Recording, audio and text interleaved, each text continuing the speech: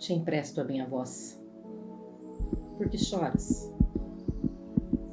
Não chores, não grite, não sofra.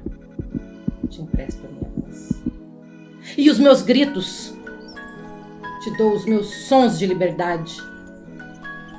Te dou. Não queira tomar nada à força.